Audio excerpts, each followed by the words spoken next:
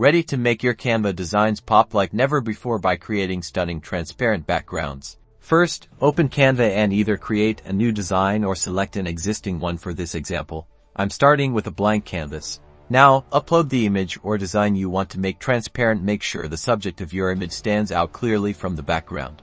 Next, click on your image, then navigate to the Effects button in the top toolbar and select it.